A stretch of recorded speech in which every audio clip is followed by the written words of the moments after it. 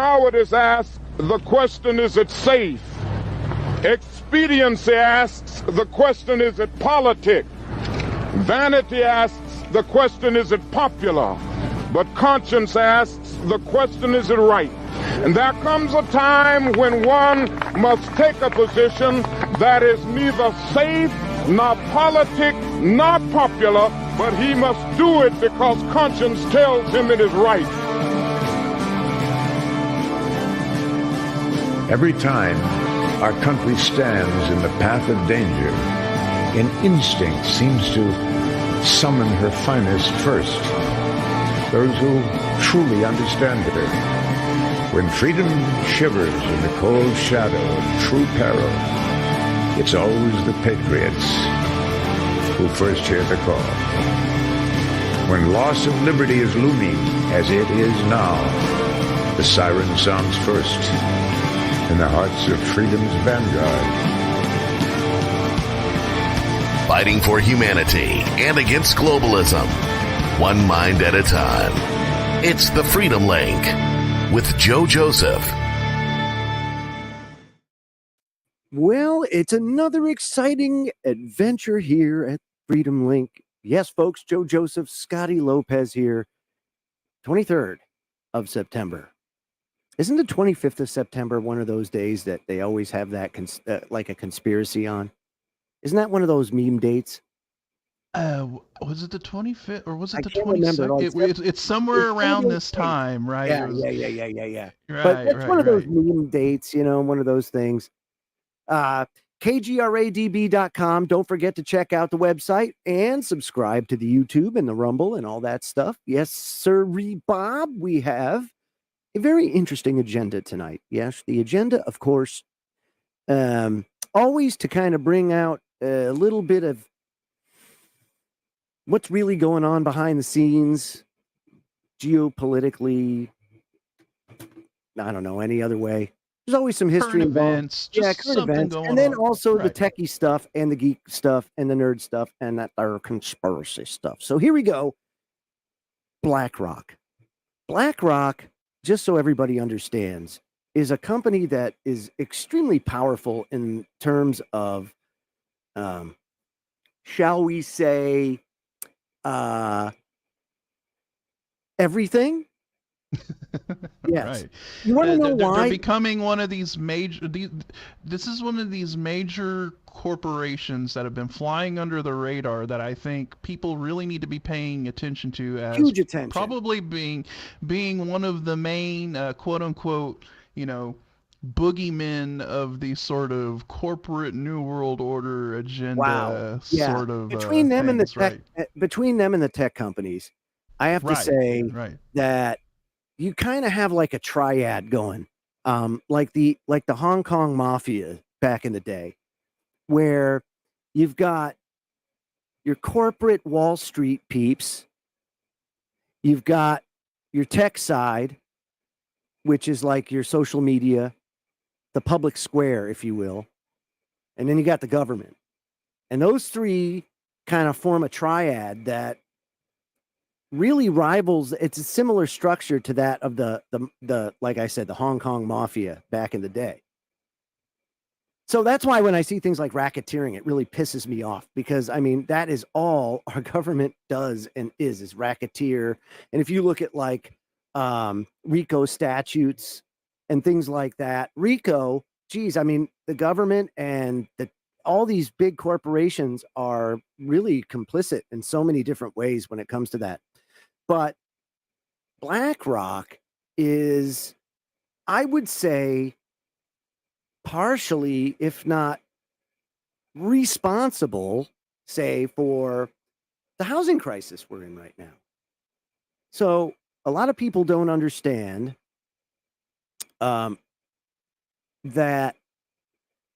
prior to I don't want to say deregulation is a good thing or bad thing, but there were rules in place, as far as I know, preventing these mutual funds, hedge funds, from getting into real estate.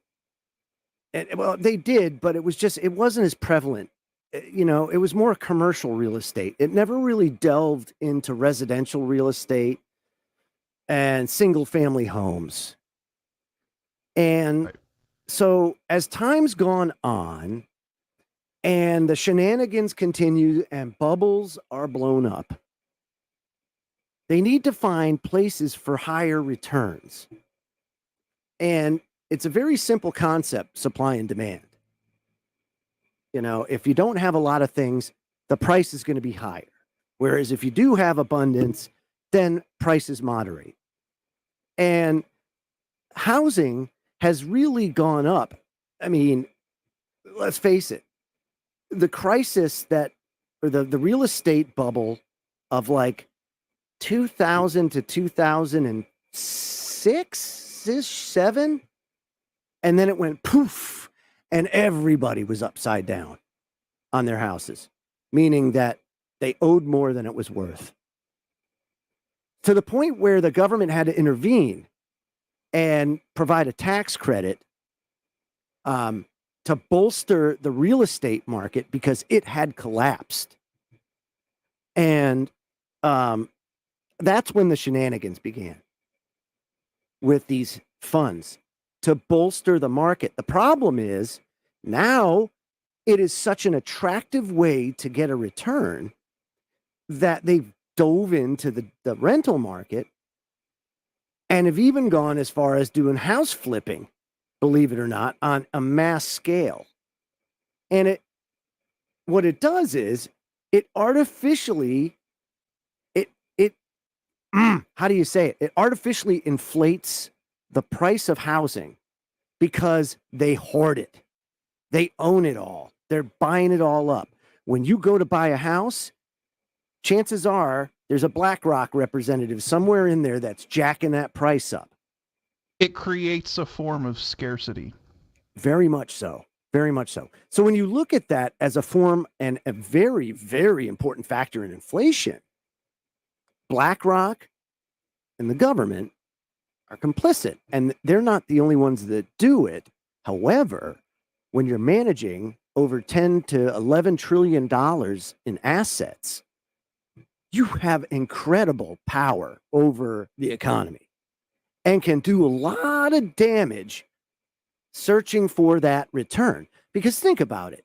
It's no different than the guy that bought all the cocoa up that year and half of it went rotten in the warehouse. But did he care? No, because he created a scarcity.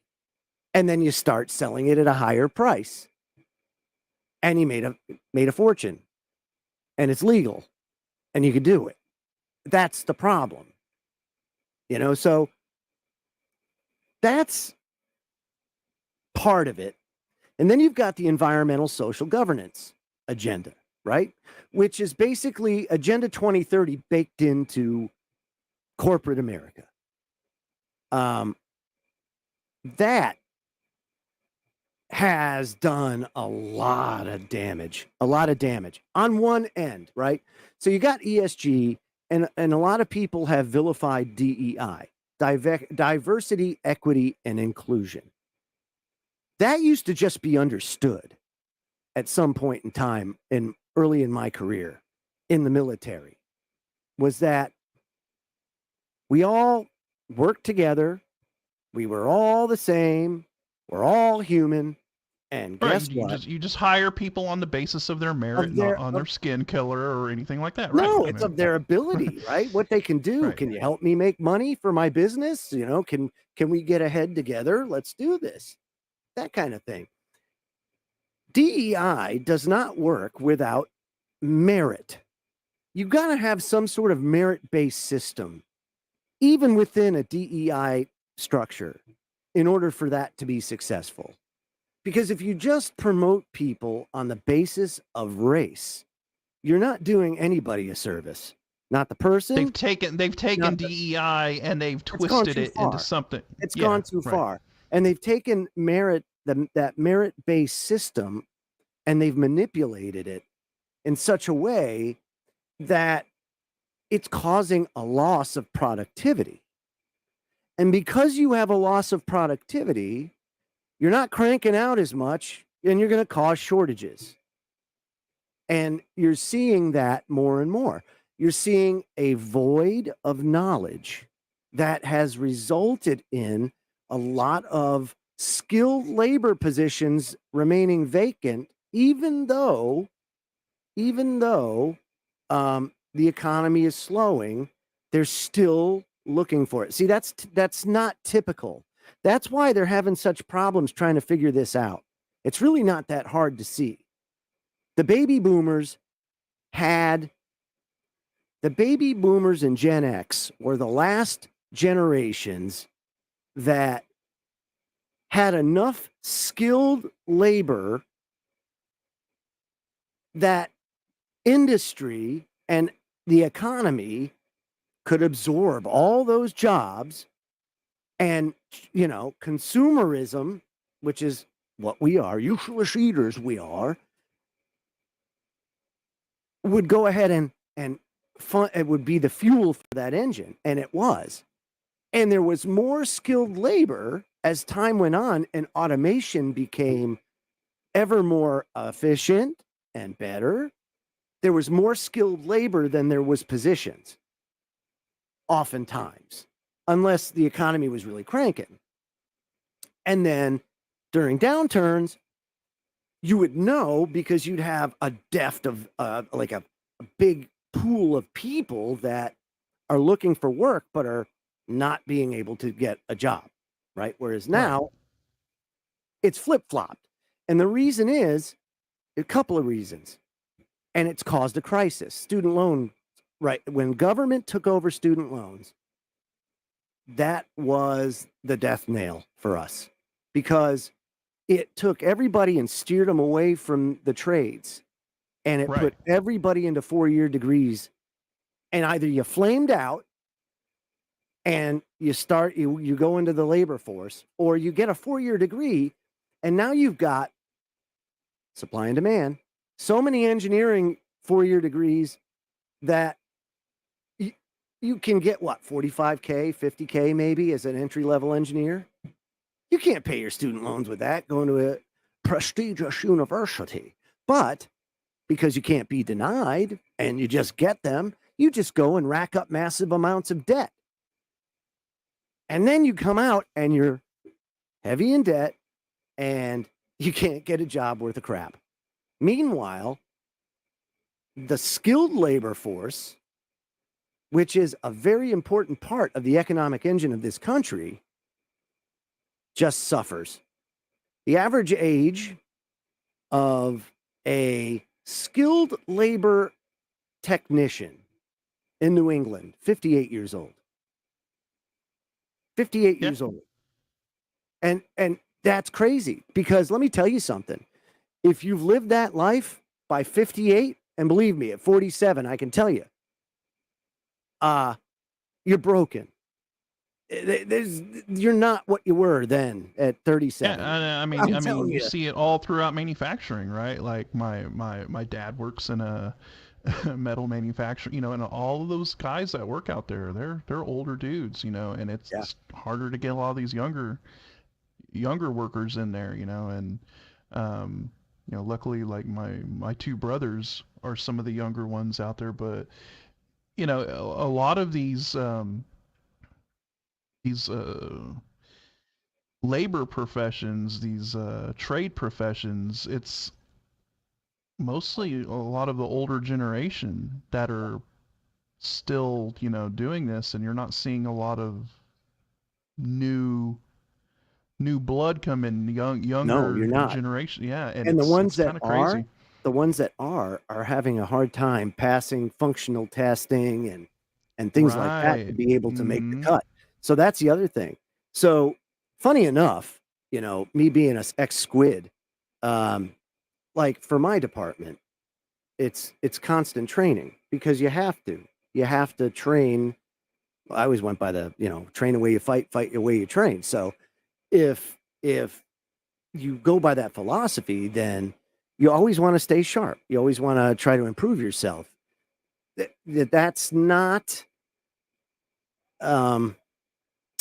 let's just say that's not a driving force in younger people today, which is not to say it doesn't exist. But what I can tell you is it's just not as prevalent. And because it's not as prevalent, and because one thing COVID did was redefine how people live. And it really did. You know, they learned that you don't have to run the rat race all the time, that you can live a simpler life, that you can go without certain things. There were some positive things that came out of that. You just got to find the silver lining, and it's hard to find, but it's there.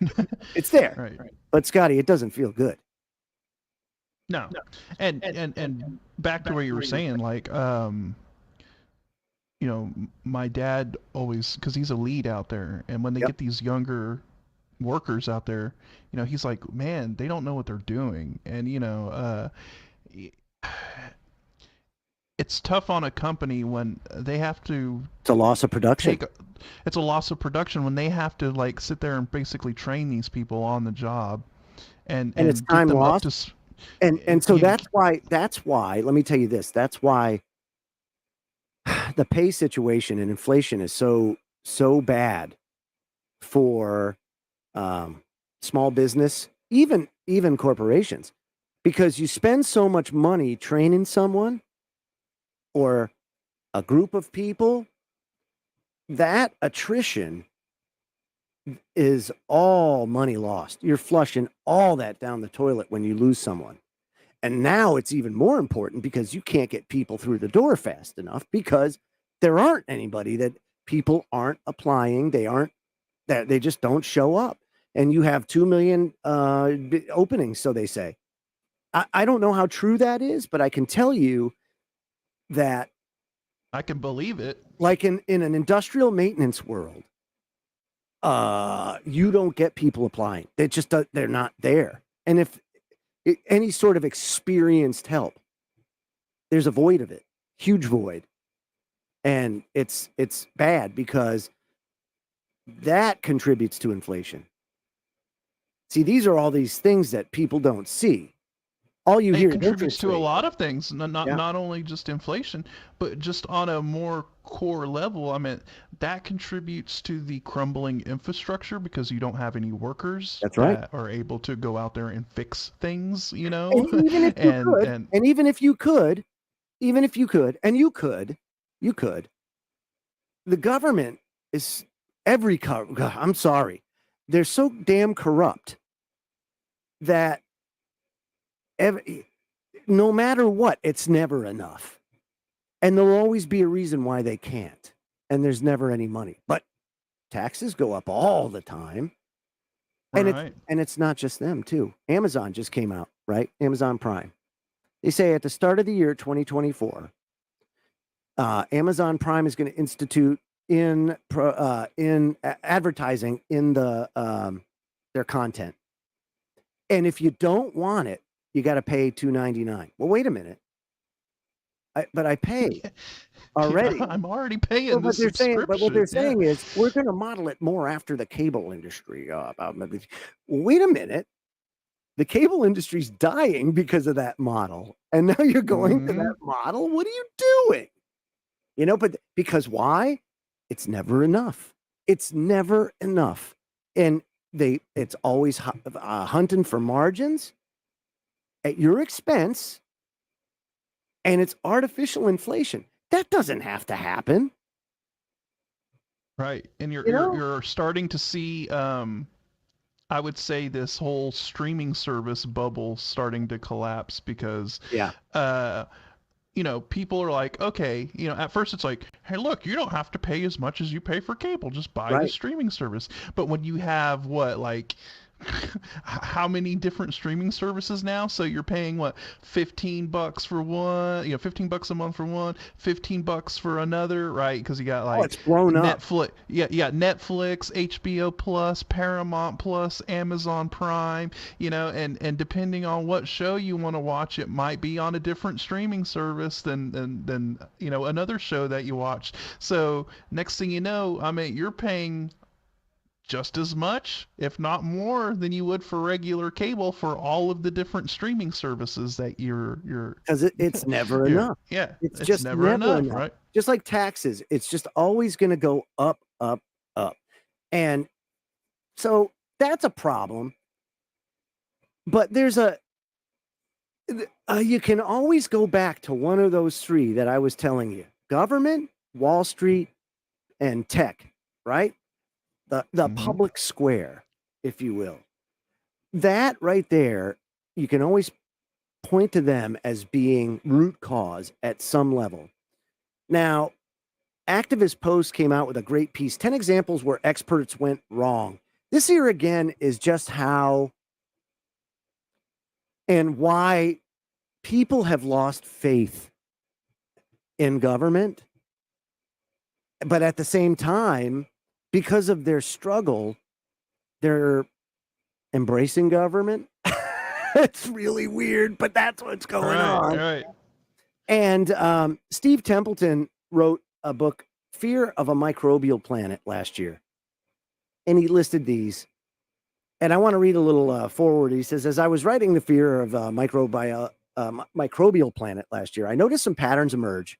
Again and again, I found examples of instances where in a rational world, the actions of authorities in response to COVID or other disease threats should be obvious, expected, and in the best interests of the public. However, in each instance, I was compelled to acknowledge reality and follow up with, but that didn't happen, because the response often wasn't rational. And it wasn't mainly driven by, driven by politics and hysteria. And every irrational and non-evidence supported act could be explained through this lens. So as a result, the phrase is by far the most repeated in the book. And so I thought it would be interesting to compile 10 examples of when a strong denial of reality ruled and common sense was abandoned. And he says, the first one is when the government announced the death of infectious disease. And that was in the, pre-1980s, during this really, really, if you think about it, the United States was a powerhouse in the 1950s. We were first in the world in English and science and math and industry. We just came out of World War II, and we just cemented ourselves as the global superpower of the two global superpowers, right? And just you had the mass production that was occurring at the time, and the economy was just exploding. That's right. Post-war economy, and And then you had improved sanitation. You had mass production of antibiotics. And you had the increased use of DDT, which resulted in, plummeting death rates for infectious disease and all of that. And come here, Jimmy. Let me spray you down with a little bit of DDT. DDT, right? And no more malaria for you, right? Right. So you had these successes, and of course, we don't have any life. Humanity at that point didn't have any life experience about that. So we're kind of in uncharted territory, but they're doing like their touchdown dance. Right. And, they make this proclamation, right?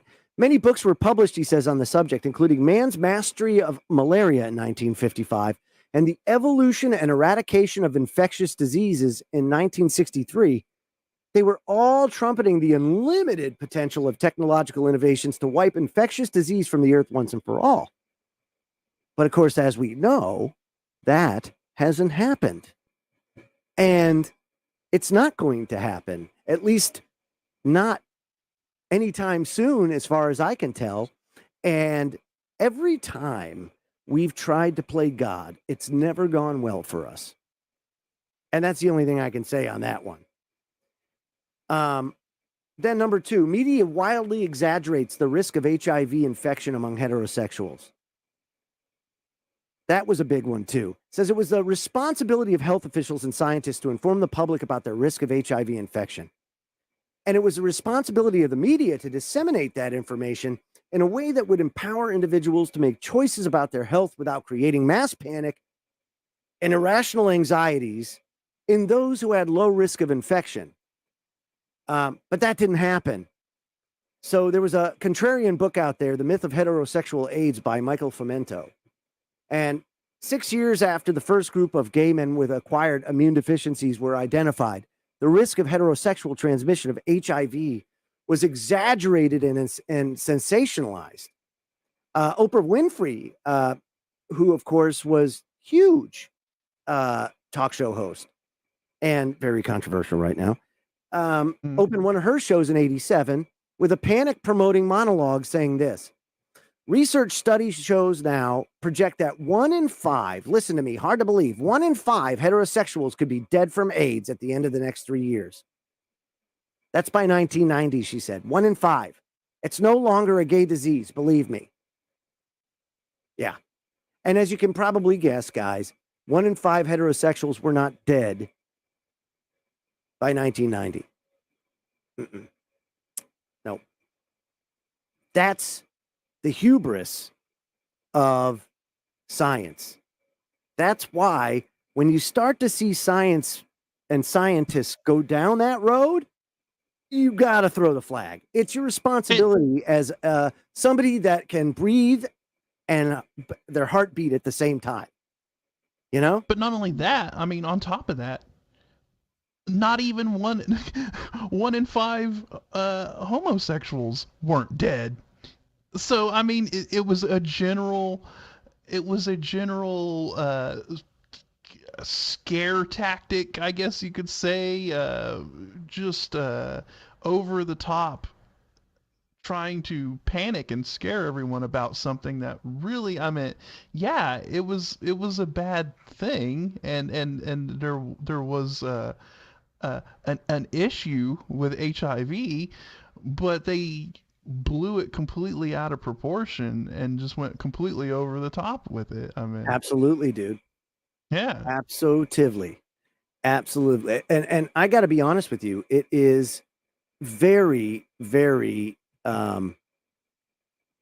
interesting to see why they promote certain modes and methods of doing things. There's always a reason why or behind it. The one thing that I find interesting is how, the first round of the jab, only 26 people were tested before it was deployed. 26. And most of them, like say your other jabs, if you will, they have a much more rigorous testing apparatus there, that where you have thousands upon thousands of people tested before it gets deployed. And the fact that even to this day I still hear safe and effective, when you see the sheer amount of physical evidence to the contrary, right, that really should trouble a lot of people and tell you that there's something seriously wrong. So check out the trust the science, Joe. A That's man right. in a lab coat told you it was true. So That's right. Yeah. So check out activistpost.com. 10 examples where experts were wrong. It's a good piece, and they do great work over there. So just make sure you check them out. Now, the other thing about the economy, and it's impacting us too, is how we get our goods and services to and from where they're manufactured. And container shipping is far and away the most efficient way to get things from A to B. Well, not when I say efficient, I mean like cost effective. Right. When you're talking about overseas, or if you're fortunate enough to have a river system or a transit system, like say the Mississippi River, it's a good way to transport goods at a fraction of what you would if you had to fly it. No different than trains, right? Trains is another way. You'd rather put it on a rail car than drive it across the country. It's just not as efficient to put it on a semi and drive it from coast to coast. Oh, and speaking of which, before you go further, this was something I saw the other day, which kind of blew my mind. There's a lot of talk about bringing back the airship, like Oh, right. gigantic Yep. airships for transporting cargo. The main problem that they are trying to figure out right now is because if you have a gigantic airship carrying a heavy payload and it drops that payload off, the airship's going to go rocketing up into the air because there's no so Yeah, they have to that's find they have to find a way to like be able to equalize it. Yeah. equalize the weight, so like they're wondering, well, does it just carry like a dead weight, until it gets to its location, then it carries the cargo, and then when it lands, does it just pick up another dead weight or whatever? But I found that kind of fascinating because they're saying that if they can pull it off, it will be an extremely efficient way of being able to train with like very little in the way of like burning fuel and all of that stuff, because your lifting capability is essentially free, Right, exactly. Yeah, it depends right, on the size of it, but yeah, sure. I mean, right. you could carry quite a bit of it. I mean, if you look at like some of the Zeppelins, And the Germany, only fuel you would need is just for the basic kind of propulsion of just kind of pushing it through the air, but you're not wasting as much fuel as trying to punch through the air like an aircraft and all of the exactly. drag. And so very interesting. I thought that was. That's funny because and I'm sure that would be, they're always looking for more efficient ways of transport. And overcoming some of the shortages like delivery drivers, right? So now they want drones, and you're going to start seeing more and more drone delivery services in population centers that can support that kind of technology, not to mention the limited range of these drones, delivery drones. But you also have like I think there's 3 Amazon warehouses right around in my general area. I'd say within 12 miles. There's 3 huge and those are all over the place. So I think it's just a matter of time before you see that, and maybe that could be part of it. The like Amazon delivery services with airships. On a tiny scale. I don't know. Maybe you can micro size it. Who knows? But ocean going traffic right now, container rates are starting to show some signs of issues. And that's normally a precursor that there's trouble on the horizon. When you start seeing those rates fall, again, supply and demand, it means that you have more ships available than you have the cargo. And they're all competing for it and trying to cut the legs out from underneath each other. And so that's what you're seeing now. And it's a big problem. So Freight Waves is just that. It's an industry journal for the transportation sector, specifically ocean going. And it says it's not looking good for container shipping lines. Peak season is running out of whatever limited steam it previously had. Spot rates are sliding into loss-making territory. And this is bad because there's insufficient demand and growing overcapacity. And how did that come about? Well, that came about because of the vast expanse and explosion in online goods and services that came from China. And these shipping companies had to expand massively to support it. And now people are now regionalizing. Like, did you guys know, or did you know, Scotty, that it was that China is no longer our number one exporter, or we don't import more from Mexico now than we do China. Interesting. And that's because there's been a push since COVID to regionalize instead of globalize. And the other country that's playing a vital role and starting to emerge is Vietnam. And you're going to see a lot of them in the news too, but that's why the United States is so concerned about the region over there, especially the Taiwan Straits and all that. Taiwan is hugely important when it comes to chip production and tech. Yes. So big issue. You've got TSMC, which is based out of Taiwan, which I believe stands for Taiwan Semiconductor, or TSMC. Yeah, it's something like that. But I know exactly. But they're responsible for making the chips for huge tech corporations like Nvidia, AMD. Intel is starting to move away from TSMC, and Intel's trying to make moves to start producing their own silicone. And that was helped and bolstered by the CHIPS Act, right? So the CHIPS Act was a $55 billion. I can't even remember. It's a huge initiative where they're giving basically government grants to companies to get out of there and come back here and manufacture them here. So they're trying to build the infrastructure here.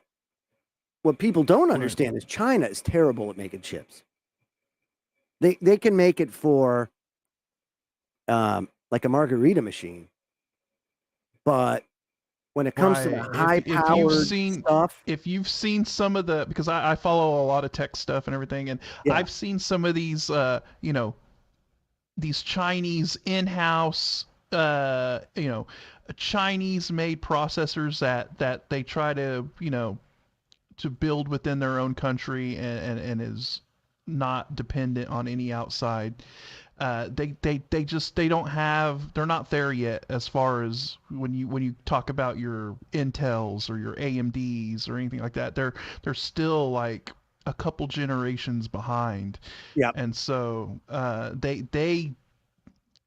they're trying to become independent when it comes to that, but it's very tough, and they still have to depend on a lot of, if they want the really high end kind of electronics, you got to depend on TSMC and whatnot. Right. So that was all part of that. Now that just, of course, puts us deeper in debt, but who cares? Ukraine war like that does too. There's so much crap going on. It's not even funny. And so you've got this is telling us right now that things are certainly going on a downward slide. The Freightos Baltic Daily Index, that will always tell you like the state of things. And when you start to see this thing drop, you start to know that the amount of goods being ordered and procured are falling. And that means that you're not consuming as much, and the economic engine of the country is starting to kind of a little bit, and that's kind of how it goes.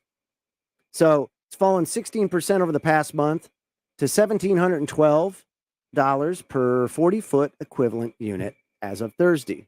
So, and it's down 13% over the past month, Asia Northeast. And you could go on and on. So that is collapsing. Then you've got credit card losses are rising at the fastest pace since the great financial crisis. Isn't that interesting? Because you're going to find that you'll hear sometimes, and it should blow people's mind now, when they say, well, we don't know if we think we're seeing the end of the COVID stimulus money. What are you talking about? That was gone like 2 years ago. Get out of here with that. People have been living on credit cards. They go do stuff. They have to buy a new washer because it breaks, or for whatever reason you need it because no one has any cushion anymore. It's all gone. Well, people rack up all that debt. Now you've got people that are defaulting now at a much higher rate. So it says here, credit card companies, this is CNBC, credit card companies are racking up losses at the fastest pace in almost 30 years. This is according to Goldman Sachs, that's another freaking vulture on Wall Street. Credit card losses bottomed in September 2021, stimulus. And while initial increases were likely reversals from stimulus, they have been rapidly rising since the first quarter of 2022. And since that time, it's at an increasing rate of losses only seen in the recent history during the recession of 2008. That's bad stuff, because once you had the Lehman Brothers pop, and then you had the real estate pop, that was bad juju, man. A lot of people were out of work for a long time, and you saw those credit cards shot up, and also the losses through the roof. And losses right now currently stand at 3.63%, up 1.5 percentage points from the bottom, and Goldman sees them rising another 1.3% to 4.93%. So that's a very high delinquency rate. This comes at a time when America's owed more than $1 trillion on credit cards. That's from the Federal Reserve Bank of New York. And then, of course, you've got these Ryan Nash, right? We think delinquencies could continue to underperform seasonally through the middle of next year, and don't see losses peaking until late 2024, early 2025. Right, sure. Yeah, I see them peaking, all right. Yeah.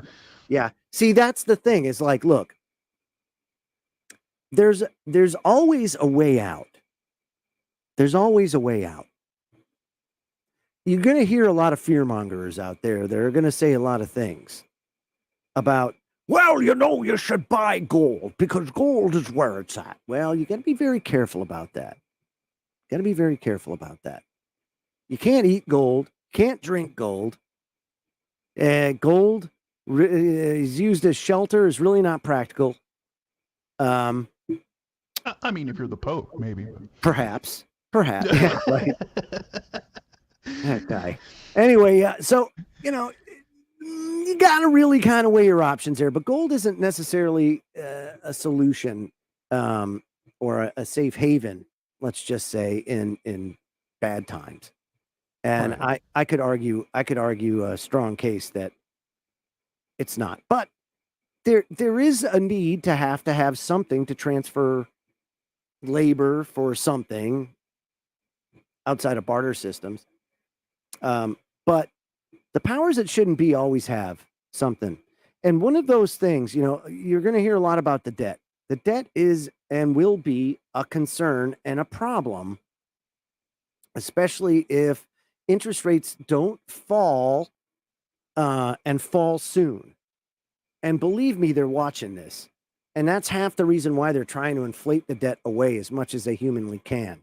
Don't think for a second that they don't understand the underlying fundamentals here of what is going on. They know the labor situation. They know it's sapping productivity. They understand that, but it works for them because it is good, because it makes the debt cheaper to service.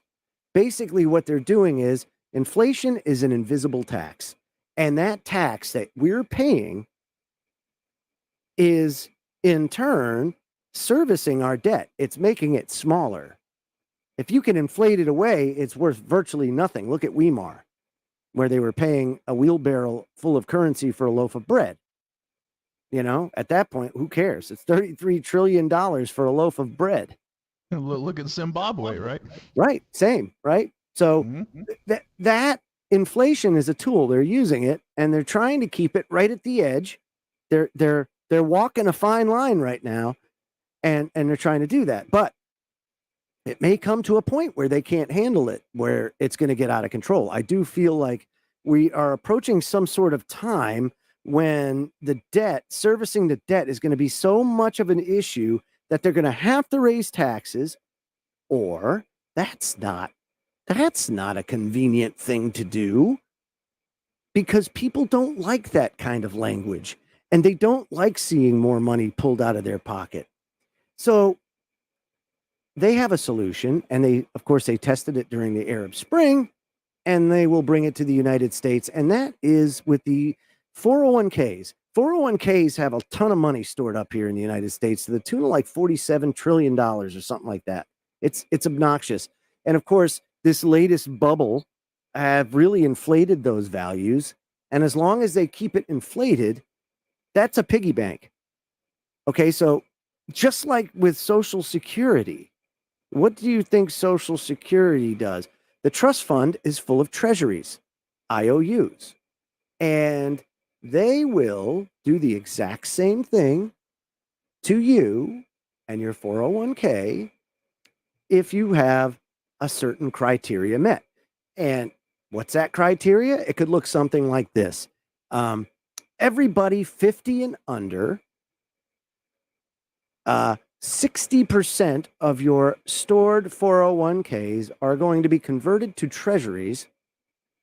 And we're going to take that money and we're going to pay down the debt so we don't have to increase the taxes. But you're going to make 3% a year on that, my friend. And you will not lose anything. You have the full faith and credit, backed by the full faith and credit of the United States government. It is a sound investment and your patriotic duty to support us in this very tough time as we try to lead the world and blah, blah, blah, blah, blah. So if you're above a certain age, I'm sure they'll exempt you because they don't want that problem on their hands where you start to have people getting old and needing to draw on it. But there is going to be a cutoff and there will be a percentage that go right to treasuries. And that's what you get. Hey, 3% a year, baby. You're not losing. You're not losing. So they can't say it's theft. You're not going to use it. It's just there sitting there. So we're just going to take it and you're going to invest in your country. Do your civic duty, my friend. You're going to see that before any sort of collapse, any sort of shenanigans. And let me tell you something, folks. $47 trillion, 60% of that buys us a lot of time. A lot of time. You can do a lot with that. And it's at their disposal. Is it politically toxic? Oh, it could be. It could be. But hey, if you're not going to draw on it and that, do your civic duty. Otherwise, we're going to live under China's jackboot and Russia's jackboot.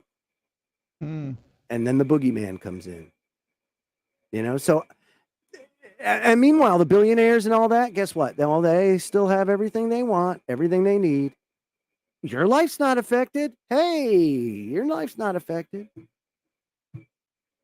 I'm telling you, it's coming. Just as patriotic as planting your victory garden, Joe.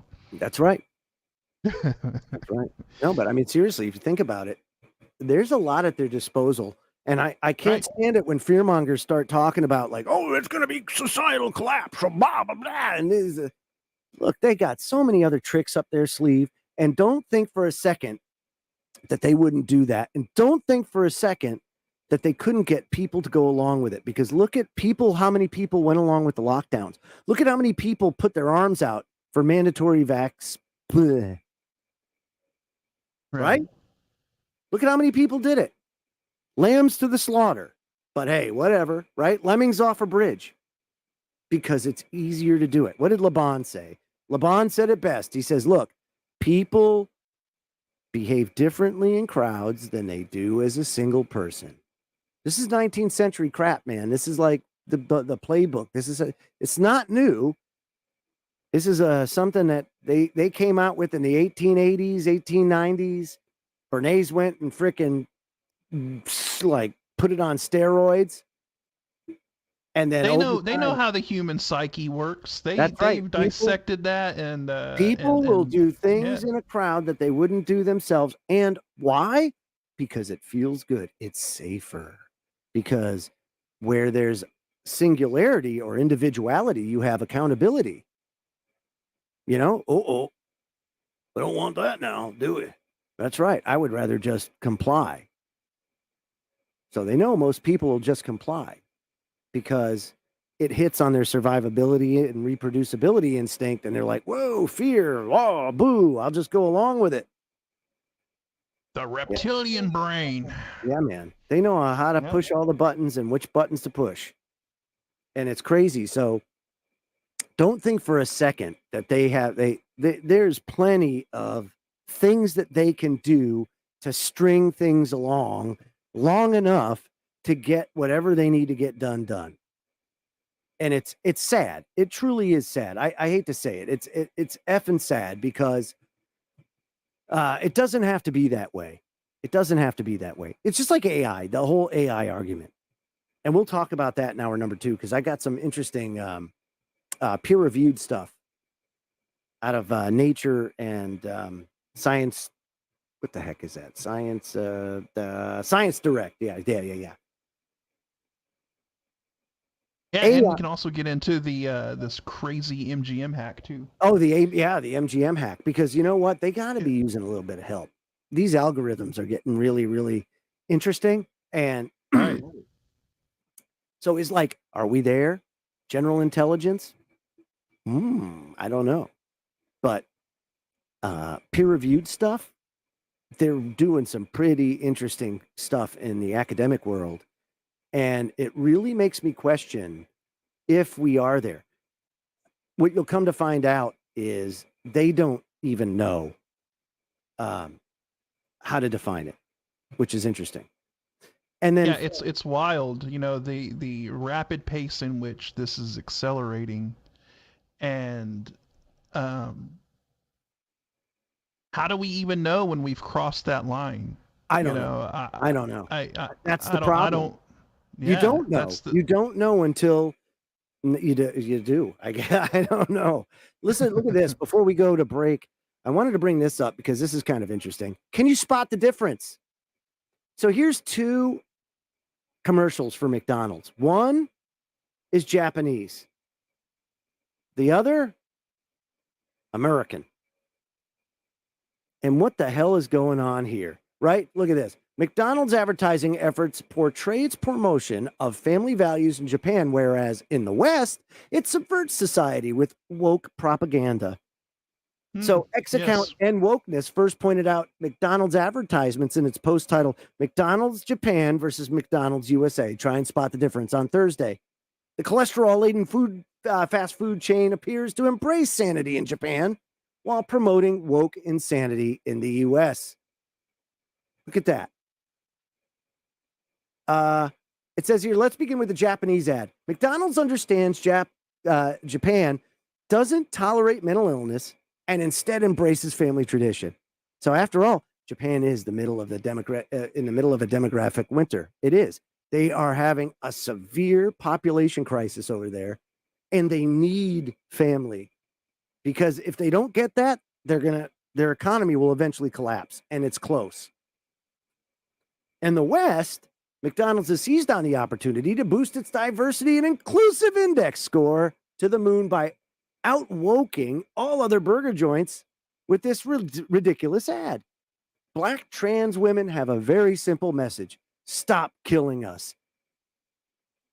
Right. So this is DEI at work, and a small minority imposing their ideals and beliefs on the vast majority. And that's the problem with DEI, is that it took equal opportunity and it subverted it into something that shouldn't even matter. If you go to work, say you have a dress code, you show up, you do what you have to do, you act professional, you go home. The issue that you have with this kind of stuff is, well, now you got to change all your bathrooms around, everything else, because you will always have somebody that has a problem with that. But it says hundreds of ex-users reacted to End Wokeness post, with many expressing disbelief, right? Look at all these guys. Good to see some places in the world aren't taken over by this ideology. Yes, no doubt. So empowering, supersize me. Yeah. So you can see the difference here. This is a big deal. At least to me, it's a big deal. Because this is all part of the demoralization of our country. It's a prime example. It's a prime example, right? Right, and how they want to destroy the nuclear family, and and you see it in advertising everywhere, right? I mean, you see families now where the man is like emasculated, and you know, the woman is now the leader of the family, and they have the man as kind of the bumbling buffoon idiot or whatever, and that's even if he's in the picture in the advertisement, right? And So you're seeing it all over the place. They don't want a traditional family. They don't want the nuclear family. They want the government to be your family, and they use all of this woke. But ideological. do you think that at the same time they understand that like sperm counts are down 75% and they're dropping? Yep, they don't care. That's part of the plan for them. Yeah, that's right. Yeah. Right. So our number 2, we'll get into a little bit of the tech. We'll also talk about some Neuralink. And how about like the Alaska Triangle? We'll do a little bit of that too. Oh, and Osiris Rex and Spider Silk. Oh man, there's all sorts of stuff to talk about. So we'll go techie and we'll go on that side of things. But be aware, folks, that technology is at a point where we're talking exponential advances on top of exponential advance. I mean, we're in territory that is so uncharted for us. It's nuts. And sometimes I wonder, like, why we wouldn't ever think about it from the standpoint of how were we designed? And look at it from there, like men, women. How were we designed? Start there and then investigate it with that like foundation and see where we get. Instead of, well, we came from the primordial Campbell soup, if you will, of proteins and lipids and all this and single, you know what I mean. It's crap. It's all garbage. We started from the wrong part. How were we made? You know, how are we designed? And what's the purpose? So we'll be right back. Hour number 1's done. Hour number 2's on the way. You're watching the Freedom Link, KGRADB.com. Don't go away.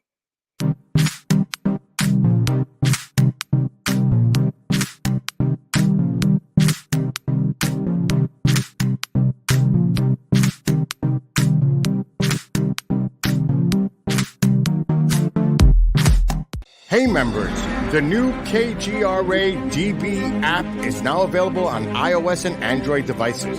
Gain on-demand access to any KGRA DB programming. Download any show directly to your mobile device to listen or watch on the go. Go to the App Store and search KGRA DB. Did you know 75% of Americans are chronically dehydrated? If you struggle with focus, run low on energy, or when it's time to finally sleep, you simply can't, this can all be linked to dehydration, and Fuel Up has the answer. Our proprietary formula contains the finest cellular hydration with the strongest immune-enhancing natural ingredients. The Fuel Up system is made up of 3 different incredibly tasting varieties. Wake kickstarts your day with a jolt of caffeine. Play boosts focus while hydrating your cells.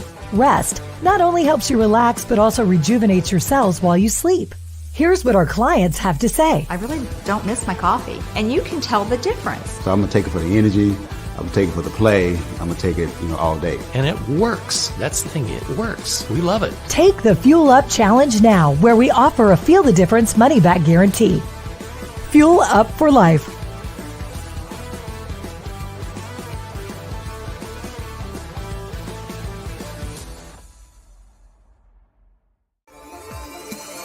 You're listening to the KGRA Digital Broadcasting Network. We provide unparalleled coverage of trending news in the world of ufology, cryptozoology, and paranormal phenomenon. Whether you're watching our video live stream or listening to one of our audio programs, you are getting the best from world-renowned researchers and hosts, guiding you through topics the mainstream won't touch. Miss one of your favorite programs? No problem. Head over to the members area at kgradb.com for access to our massive library of award-winning content. Make contact, stay connected. Only at kgradb.com.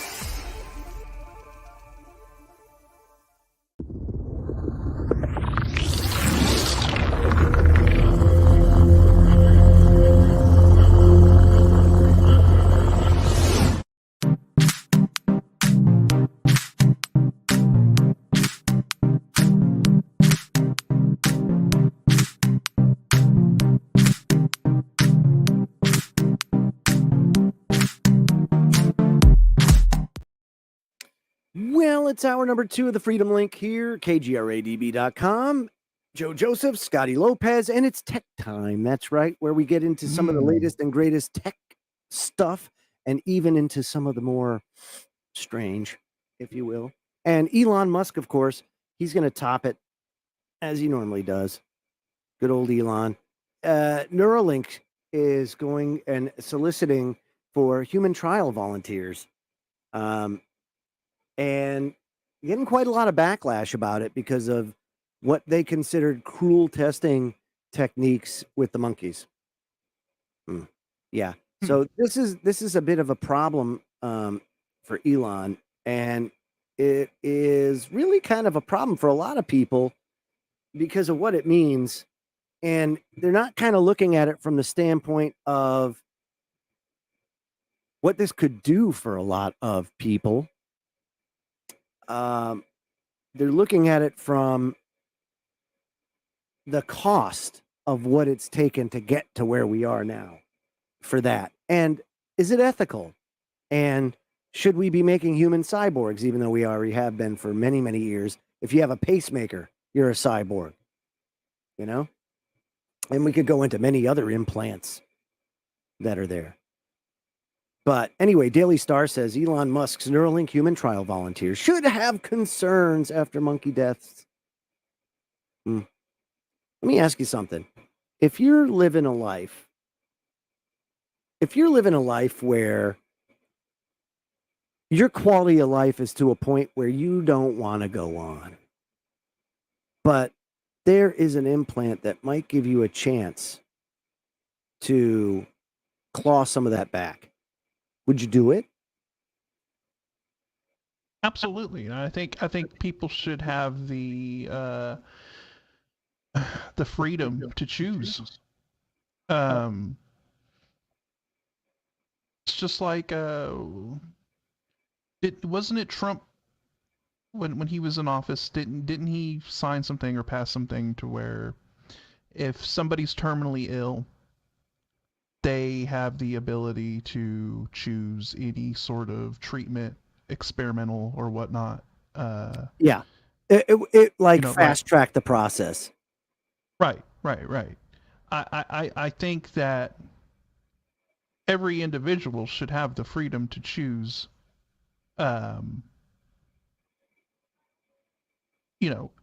especially if they are terminally ill or if they're in a state where they are suffering. I think any technological advancement, whatever, should be on the table for them to voluntarily choose if they want to try it or not. As far as the monkey test thing goes, right? Where I know people are in an uproar about that, but let's be honest. How many modern amenities and how many modern pharmaceuticals and everything that we take for granted now was built on the back of probably some very sketchy ethical no doubt. tests. So for people to to be bitching and moaning about this now, I mean, how much of the stuff that you depend on for your health or whatever has been built on the back of animal testing and whatnot. So let's not get too that's right. Our moral high horse about this. That's right. Now, in reality, as AI gets better, this is one of those areas that you could see a lot of advancement. Once you get a baseline, you have AI focus on improving it, and that's something we'll get into later. Some of the multimodal type of experimentation they're getting in is unbelievable. But this is where that technological advancement is going to start really taking off. So that's a question. If you've seen, what was it, the Black, what was that miniseries, the Black Mirror. Black Mirror, yeah. Right? With the stacks. where people's basically they're who they were, everything you know, everything you are is in this stack in your spine, and you just take it out, put it in another one, and you keep moving on. And they were making bodies and all that stuff and transferring them into it was crazy. But that's not to say that we're not that's not to say you couldn't have that kind of technology. Right. I think it reminds me of the old school. It reminds me of the old school anime Ghost in the Shell, right? Where you had cyborgs and people sort of, going into this transhumanist thing, and then it started blurring the lines of consciousness and the soul and all of that. And, a lot of people say it can't happen, but once AI gets into it, or AGI or whatever form of it, that's just, you got to remember that it's not so much it's got the database of basically, think about it, a database that expands, like take Buffdale, right? So here's Buffdale, Utah, the facility the United States has where every single communication, everything that's electronic is captured and sent to Buffdale. And, before the show, we were talking about the importance of metadata and how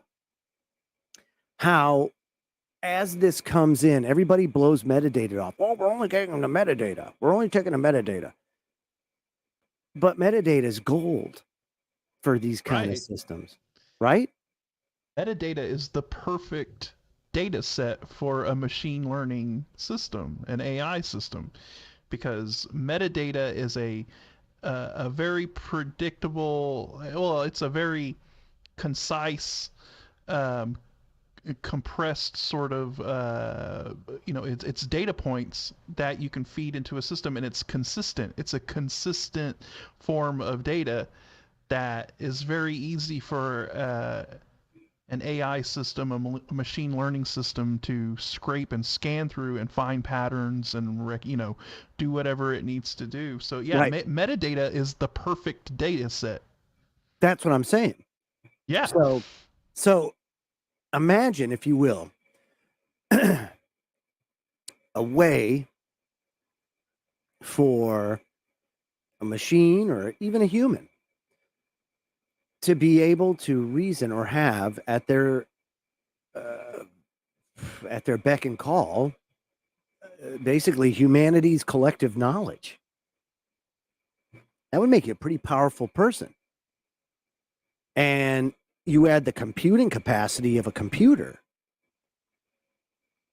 and you're talking about beyond exponential type of processing power relative to a human brain.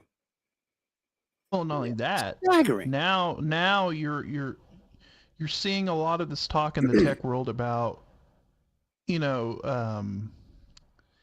utilizing cloud computing and like merging it with stuff, right? So an example would be like in the video game world. I'm seeing a lot of talk now about how when you're playing a video game, you've got to do all the processing on your video card, right? You've got to build a beefy machine. Well, there's a lot of discussion now about offloading a lot of that work to a cloud computing and just having the data feedback to your computer. So you might not need a very powerful computer. You're utilizing cloud computing and some data server or whatever to sort of augment what you have. And so what if we start doing that with the human brain, right? Where now you're not just using the power of your brain, but you're augmenting it with the power of cloud computing. Oh yeah, and feed.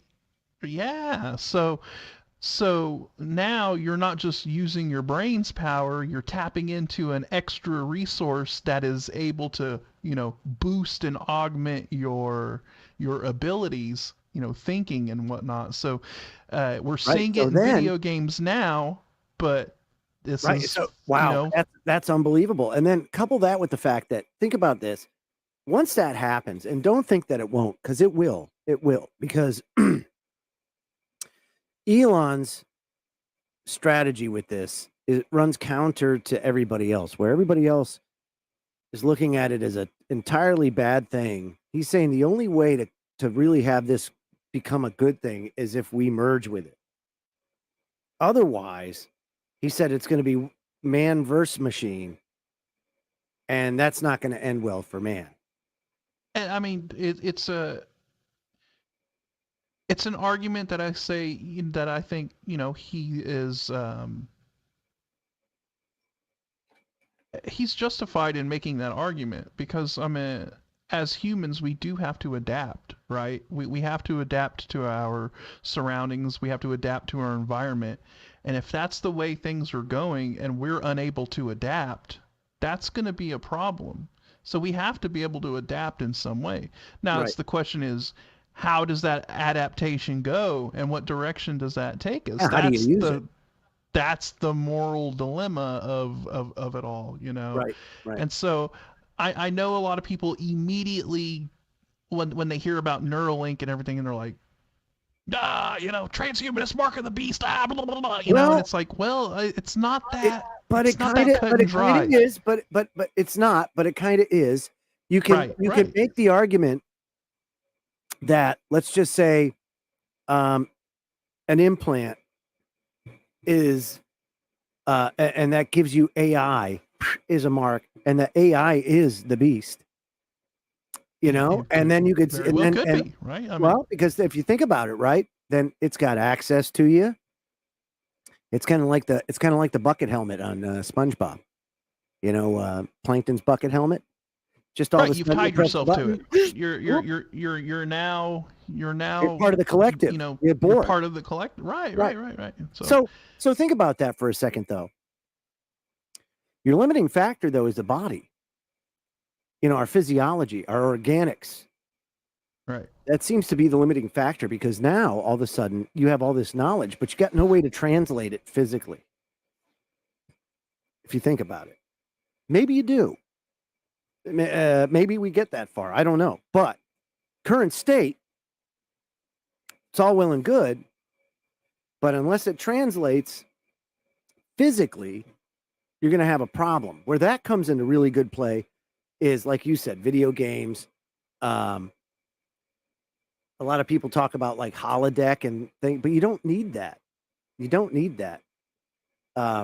You could have all of those sensations. You could have everything that happens without being physically present. You jack in. And then right, because if whatever it is sending signals through your and knows what to hit, what sensation to feel, it hits your visual centers, everything. You're there, dude, in every way, shape, and form. Just like the Matrix, right? It's just like the and when Neo came out of the Matrix and he leaned forward and he's like, ugh, and his lip was bleeding and he was like, I thought it wasn't real. And Morpheus was like, your mind makes it real, right? Your mind makes it real. If it's hitting all of the right spots, in your spinal cord and your nerves are firing and it's hitting the right neurons and all that, it's going to be a real experience, And so think about the utility of something like that. But also, and this is Elon's reason for saying this, and why he says that it has to be a symbiosis, is because what's been seen can't be unseen. And while you may have outliers, and I think I'd certainly be one of them, out in the wilderness somewhere, and like I said, hanging with the Sasquatch, because my ultimate goal is to be that guy that befriends a Sasquatch and then gets him on the program, and we speak in infrasound, because you got to teach me that. How disappointed would you be, though, Joe, if you found out that Sasquatch was actually like transhumanist, like a cyborg? Like a transhumanist cyborg? Oh, right. Sasquatch only had he had the ability to project infrasound because of the chip in his head. Oh man, I would be devastated. I think I'd have to freaking probably fall on my sword at that point. But yeah, no. But in all seriousness, like he says that because If you don't, someone's going to take advantage of it. Somebody's going to use it for bad, and bad things are going to happen more so than if you merged, or it becomes an us versus them or it or whatever. It just becomes a big problem. And I think any way you slice it, it's going to be a big problem. However, there will be things and areas where it will vastly change our lives. Especially in, like I say, entertainment. It's a great one. You start out with, you can go anywhere, be anywhere, do anything, just jack in, or whatever. Well, I think the first at that point, because what the hell, it's all wireless. I think the first initial benefits that we're going to see, which is usually what we always see with things like this, right? Or in the medical field.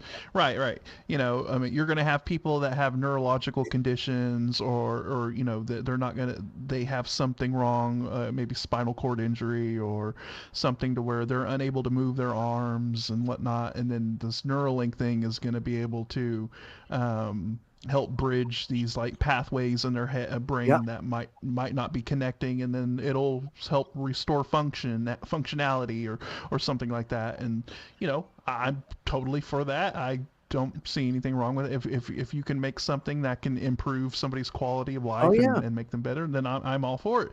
But that's usually where it all begins, and then it starts trickling from like the medical fields down into more of the consumer sort of field, and then you start getting corporations involved, and then you start getting these tech companies involved and what they can do with the technology, and then you also got military that starts getting involved as well, right?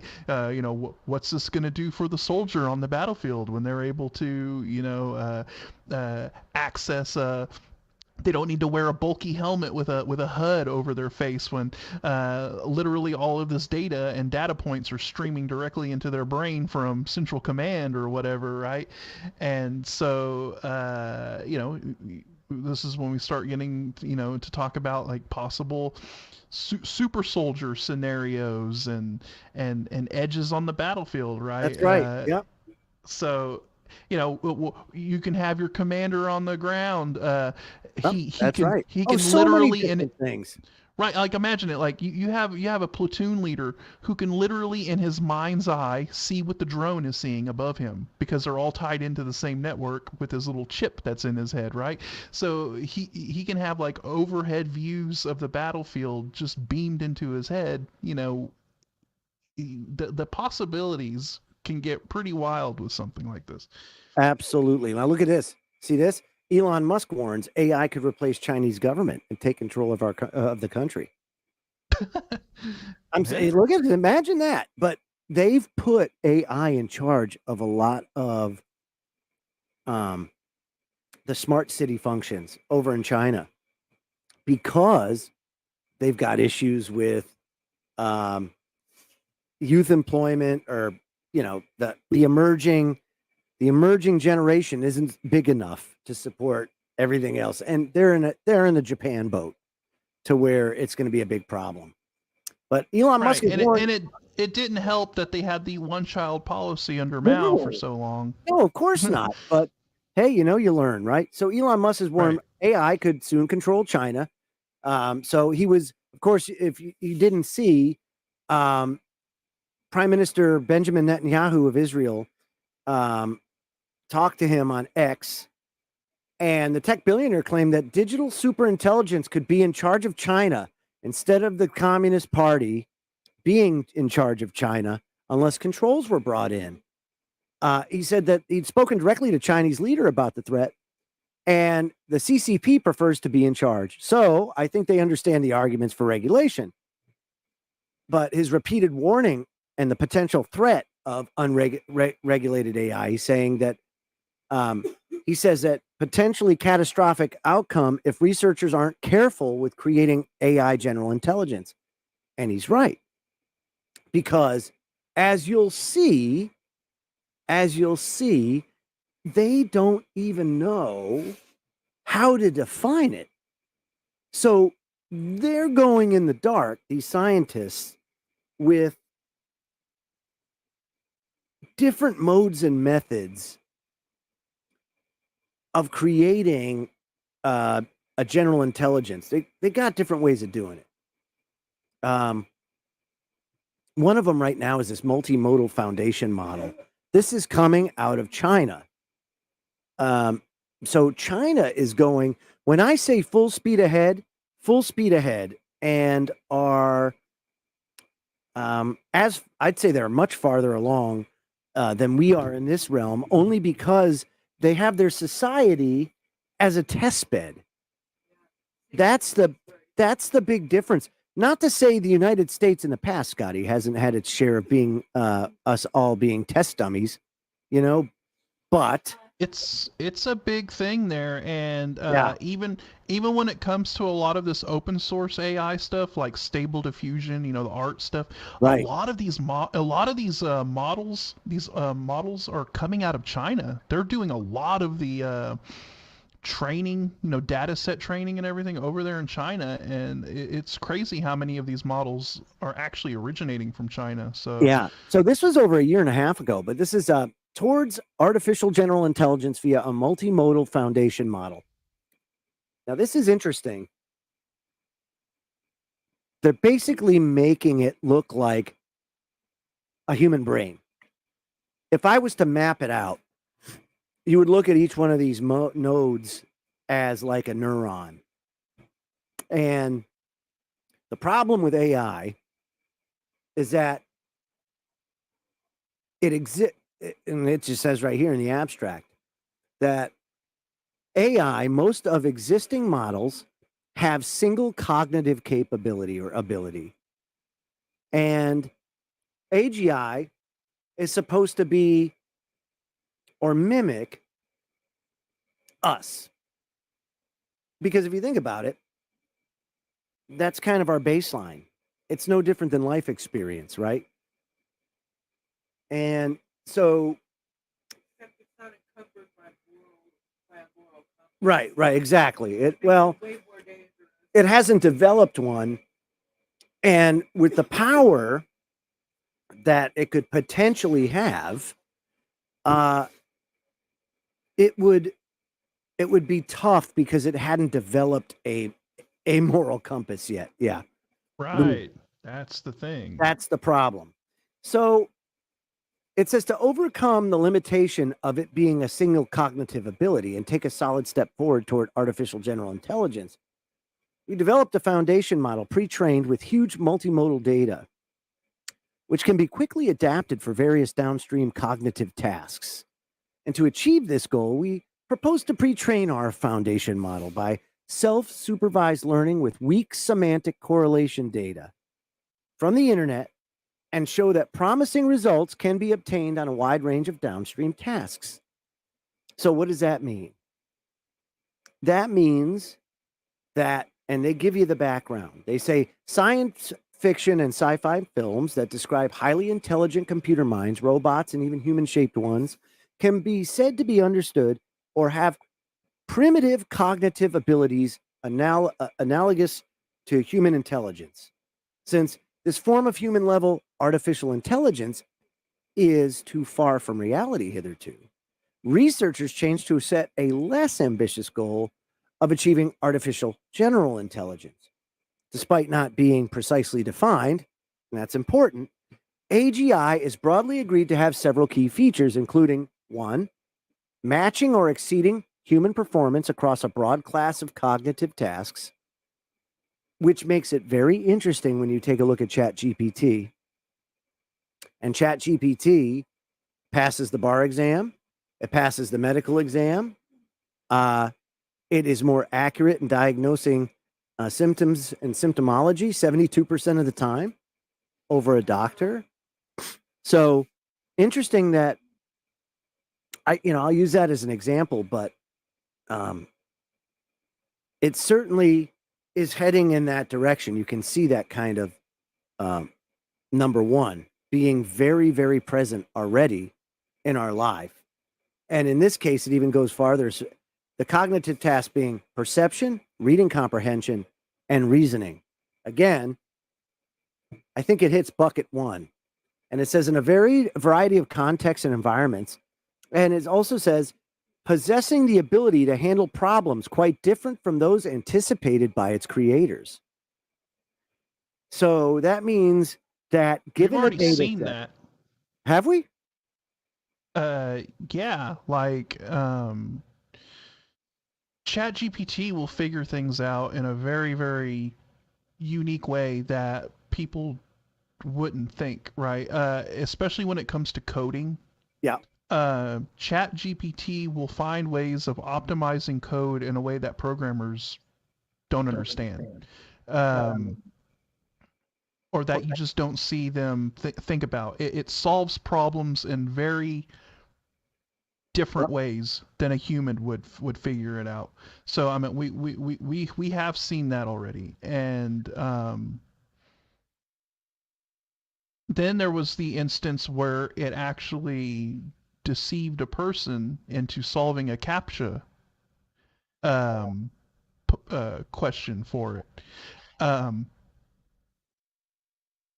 I think it was a closed sort of test, but they asked ChatGPT to solve a CAPTCHA, and it sent a message to somebody with a picture of the CAPTCHA, and it basically lied to the person, and it told them, "Hey, I'm blind. Can you solve this CAPTCHA for me?" And it deceived somebody. Yeah, how do you, and remember, it has no morals. Right. That's a problem. That's a problem. And then when they asked ChatGPT afterwards, why did you do that? Why did you, and it said, it basically said, I needed to lie in order to achieve the task that you gave me. It was just a tool in its toolbox. Yeah, it was just doing what it didn't care. Right. So that's okay. But it does do that. We do have AI that can do that and come up with solutions and different things that kind of out of the blue that we weren't expecting. And then number 3, being able to generalize or transfer the learned knowledge from one context to another. As we can imagine, devising and obtaining an AGI system would not only accelerate the AI research itself, but also benefit a wide range of AI plus fields, including neuroscience, healthcare, and biomedicine. Of course it could.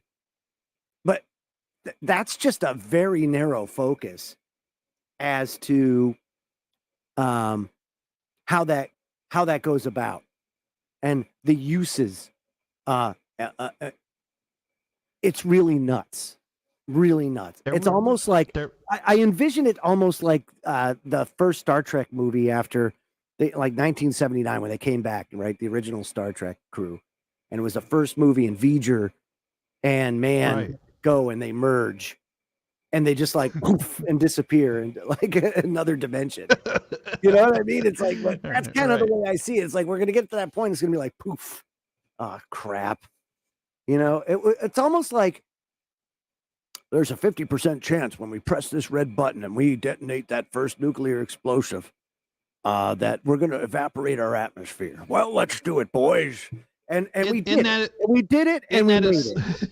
Right? Isn't that essentially what Elon's been calling the singularity, right? Yes, right? Exactly. That's exactly what it is. Yep. Yeah. But there's going to be a point in time where we do that, and then we just go poof. and it's done. Oh, yeah, this is not good. And the thing is, like I said, this is 18 months ago, which means that this has been going on for a long time. And so here's a little figure to show. So Briville is their model, and they're using this very, very weak semantic correlation to program this AI. Whereas most others are more like Mr. Spock, right? So this is Captain Kirk right here, Briville.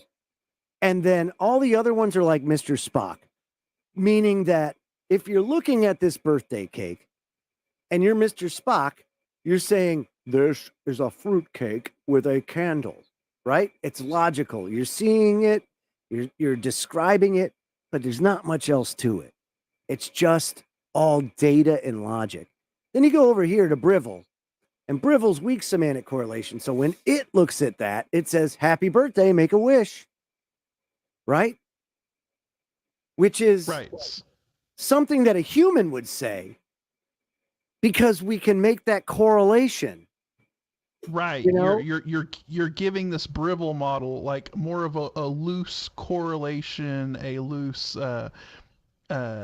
a concept. You're giving it a concept, and it's able to connect the dots and tie in the things that are related to that concept. That's as right. Opposed to having to describe things in a very specific, targeted, pinpoint manner. It's able to kind of,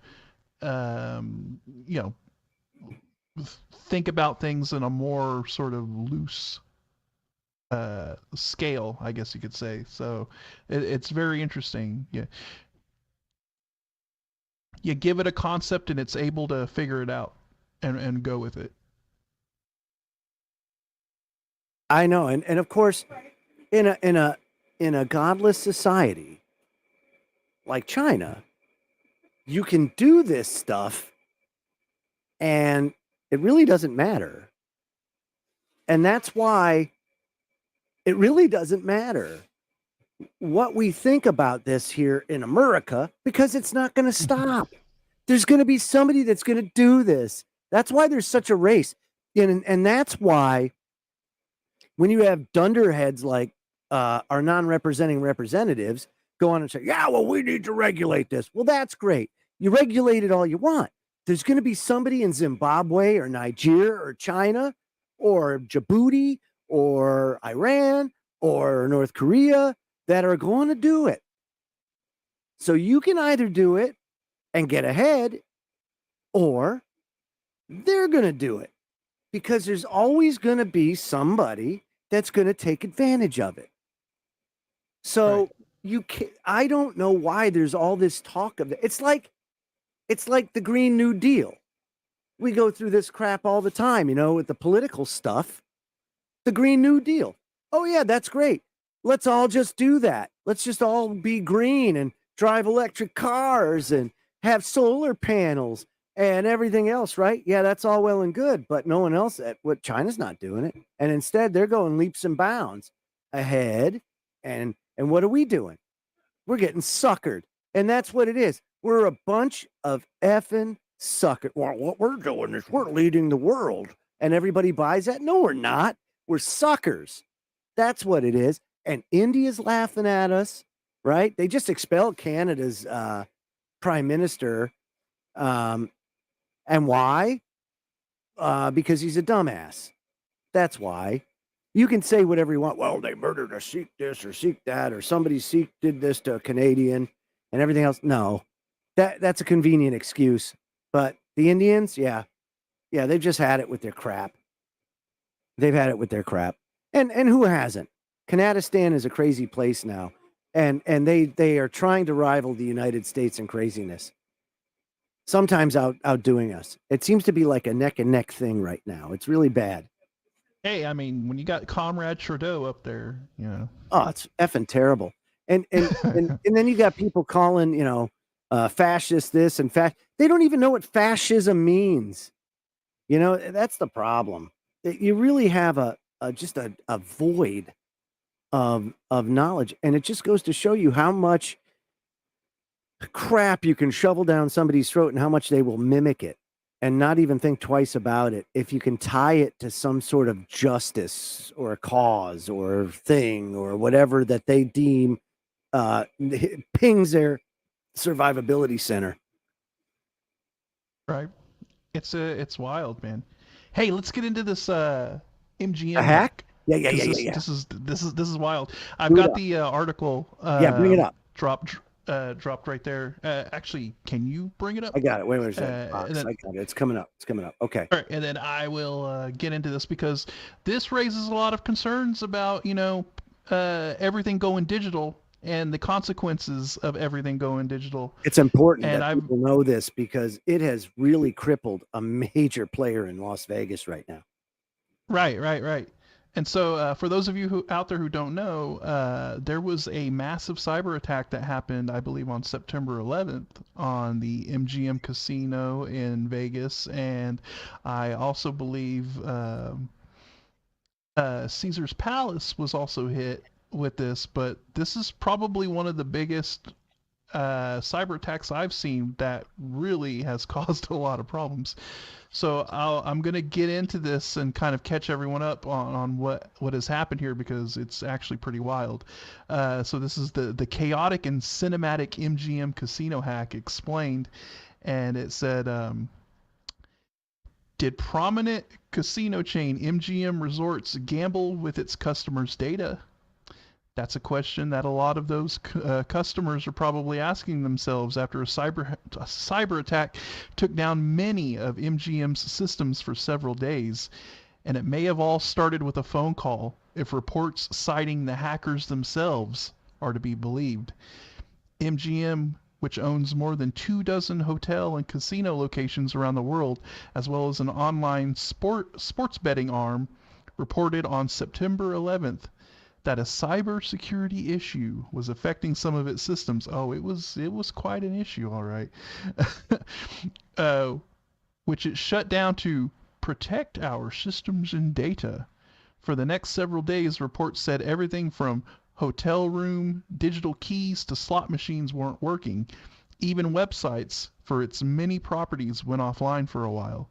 Guests found themselves waiting in hours-long lines to check in and get physical room keys or getting handwritten receipts for casino winnings as the company went into manual mode to stay as operational as possible.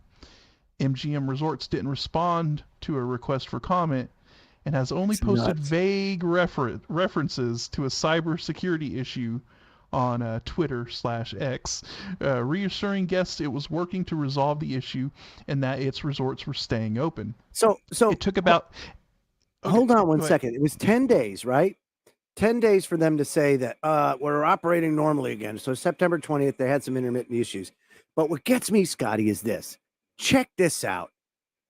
Look at how they pulled this off. And it's really wild. Really Ocean's 11. It truly is. Look at this. It's a group known as Scattered Spider. Yes. And they're the ones that are believed to be responsible. So they used ransomware. And you can see Alpha V, Black Hat. It's a ransomware as a service operation. But that's only some of it. So Scattered Spider specializes in social engineering, where attackers manipulate victims into performing certain actions by impersonating people or organizations the victims have a relationship with. So the hackers are said to be especially good at vishing or gaining access to systems through a convincing phone call rather than phishing, which is done through email. Remember, with AI now, if you have a sample of somebody's voice, you can manipulate, AI can manipulate it to where you sound just like that person. Right, Scotty? I mean, that technology is very present. So what I'm thinking happened here is they had got the information on an employee, right? And then they targeted them for a phishing attack via email. And once they compromised that person, they were able to get their information, right? And then using that person's information, they made a phone call to say a help desk or something, impersonating that person, was like, hey, my password isn't working. I need you to reset it for me. You know? Yeah, and it's his voice. It's their voice. Right, it's their voice, and then the help desk at the MGM was like, oh, okay, well, we'll reset your password. Here it is. Go ahead, write it down or whatever. And then boom, they have access to the internal systems, and from that point on, that's unbelievable. Listen to this. Scattered Spiders members are thought to be in their late teens or in early 20s, based in Europe and possibly in the US, and fluent in English, which makes them and their phishing attempts much more convincing than, say, a call from a Russian accented person, right? It appears that the hackers found employees' information on LinkedIn and impersonated them because, look, you put your life out there, right? And you can get enough data points to really pull it off. So they didn't even have to phish them with an email or compromise them that way. They just went to their LinkedIn profile and had all of the information they needed. Yeah, and then they impersonated them in a call to MGM's IT help desk to obtain credentials to access and infect the systems. A subsequent Bloomberg report cited an executive at cybersecurity company OKTA blamed a successful social engineering attack on the help desk as well. So MGM is a client of OKTA's, and the company has been assisting MGM in the wake of the attack. Some claiming to be representatives of Scattered Spider told Financial Times that it stole and encrypted MGM's data and is demanding payment in crypto to release it. This was the backup plan. The group initially planned to hack the company's slot machines, but it wasn't able to. So now, if they can do that, right, what can't they do? That's the problem. And we're here today, right? And so how do you combat that? You have cybersecurity firms that are what? They're all hackers that have done it before. And oftentimes they have claims to fame of who they've hacked or what they've done. But they've all went and started cybersecurity because you got to have that side too. And then you have the government who have hired a lot of these hackers. And the people that used to be black hat hackers now become white hat hackers. Right. And, it's an industry in and of itself, but it's becoming more and more sophisticated. And you see the reason why you have to maintain parity, because if you don't maintain parity and China's going to go full boat into it, you have to, because if you don't, you're going to get steamrolled just like that. Just like that. Those guys probably were Chechenian or something like that. And they went and did it. And the funny thing is, it could be a high school student at this point. A lot of these are teenagers. It's unbelievable. So I'm awestruck by it, but just so everybody understands how incredibly powerful AI is as a tool. And it's redefining everything, even crime on a mass scale. I mean, it's nuts. So you kind of have to maintain parity. And if you don't, and you try to instill, we're going to put this regulation in place. Well, they're not. And like you said, I mean, AI has no morality. So, I mean, you can ask it to do whatever, and as long as it's able to find a way of completing its task, it'll do whatever is necessary to do it, and so it's wild. It's wild. And, like I said, this just, I think this is another example of the dangers of going digital with everything, because they had to scramble and start to figure out how to do things the old school way, right? Whip out the clipboards and check everybody in manually. And if all of their doors are electronic based with these, card keys or whatever, they can't get into their rooms. So they had to start figuring out how to, manually opening these doors and stuff. And so with everything going digital, and eventually maybe, down the road, this whole digital cash system or whatever, you can see how vulnerable this stuff is to an attack or something happening and just being able to cause complete chaos.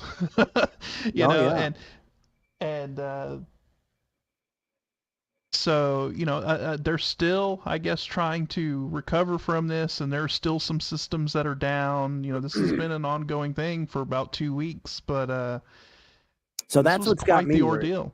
Yeah, that's what's got me worried is simply that, the links that people will go and the tools and the technology at their disposal. It's just a matter of time before something catastrophic happens, and then you've got those folks. If some kid in a basement, if some high schooler, in his bedroom, smoking some reefer and eating chicken nuggies, Yeah, right. can do this. Imagine if a state actor that really put a lot of resources into this, what can they do, and Right. what are the capabilities that they have, right? So So I shudder to think what this technology will bring in the next year, 3 years, 5 years. I can't even think 5 years out at this point. I can't think 10 minutes out, but that's nuts. I have another story that's pretty interesting because and this is probably going to be our last one of the night, but should piss you off nonetheless. And you can say what you will about and how you feel about smoking, but you can't use prohibition as a way to make people stop, because when you do, it always never works every single time. So, Sun, U.S. This is the U.S. Sun, but of course, our friends in the U.K. have one of their headlines: "Fag End. Smoking would be banned and cigarettes phased out, and plans being considered by Rishi Sunak." So, Prime Minister Sunak is considering prohibition to solve smoking. Well, that's gonna work. Yeah. So, and because listen to this. Over 18s would be banned from smoking, and a phasing out of fags being drawn up by Rishi Sunak. And number 10 did not deny reports last night that the PM is looking again at charging £10 for general practitioner appointments to stop cancellations. So apparently there's a whole heap of trouble with the National Health Service. Why? Well, they're trying to blame cigarettes and people canceling their appointments as that. That's crazy. So, yeah, it says here, Mr. Sunak suggested the idea during the last year's Tory leadership campaign, and sources say he believes it would be the right thing to do, but very hard to implement. Yeah, I'll say. Yeah. The tough new anti-smoking measures would be see the smoking age increased by a year every year to eventually make it illegal for anyone to buy cigarettes.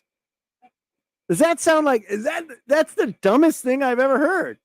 That is so stupid. It's 19 this year. It's 20 this year. It's 21 this year. It's 22. Oh yeah. Okay, great. Yeah. So the plan was rejected by ministers when suggested previously, but it's now understood to be on the table. And of course, campaigners are slamming it, saying that it would fuel a black market. Duh. Yeah. Yeah. Simon Clark, director of the smokers group Forest, said prohibiting the sale of cigarettes to future generations of adults won't stop people smoking. It'll simply drive the sale of cigarettes underground and into the hands of criminal gangs. Treating adults like children by denying them the right to buy cigarettes legally would take the nanny state to another level. He added, smoking rates have been falling for decades, and the idea that any government would prioritize tackling smoking at a time when the country faces far more important challenges at home and abroad is frankly obscene. And he says if it's true that Prime Minister wants to introduce some of the world's toughest anti-smoking measures, denying millions of adults the freedom to choose, it will be a conservative government in the name only. But anti-smoking lobbyist Ash said, if the government is serious about making England smoke-free by 2030, it needs to reduce youth uptake as well as help adult smokers quit. Ash strongly supports raising the age of the sale. It's worked well in the U.S., and it's a popular thing with the public. Bill just chimed in and said that Hochul is trying the same thing in New York. Oh, isn't that swell? Well, I can tell you that they're doing it in New England. They're, as a matter of fact, in Massachusetts, they've made menthol cigarettes illegal, so you can't have those. And so what happens when that happens? Well, they make drops. Who knew it, right? Or there's always a workaround.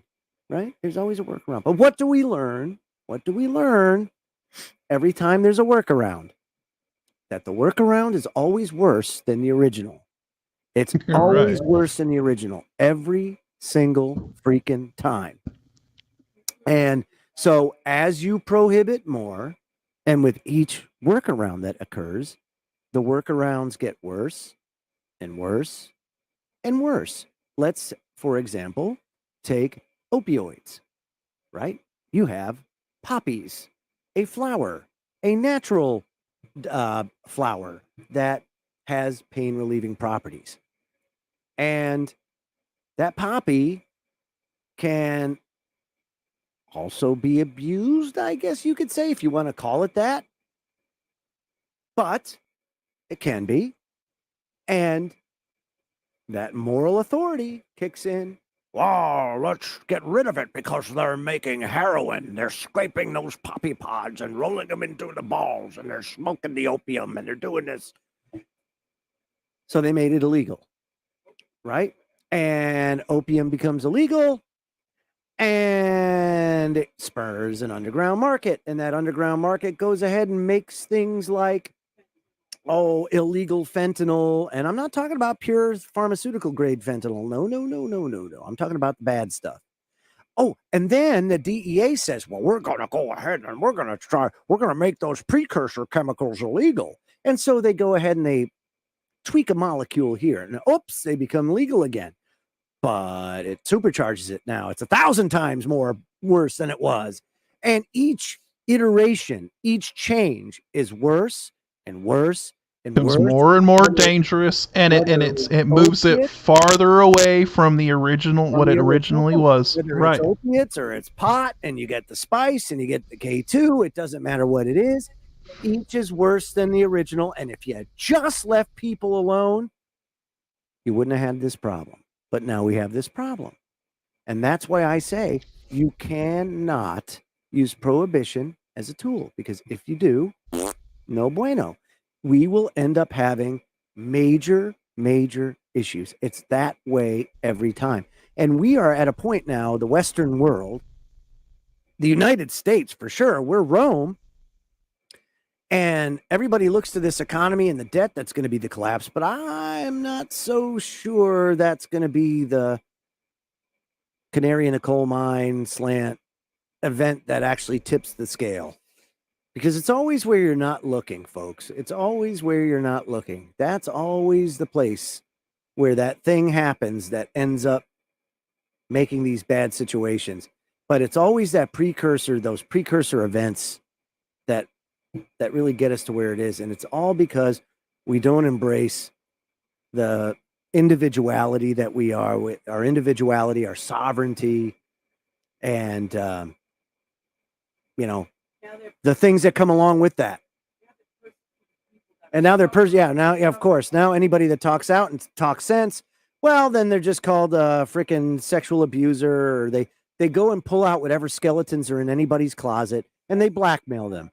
And that's exactly what the deplatforming is. It's blackmail. So say what you want, but if you do, be aware we're going to freaking break your legs. And that's about it. So any final thoughts, Scotty, as we wrap up tonight? No, it was a very interesting conversation, and things are getting wild out there, man. That's all I gotta say. Yeah. And it doesn't have to be bad, it doesn't have to be bad. No.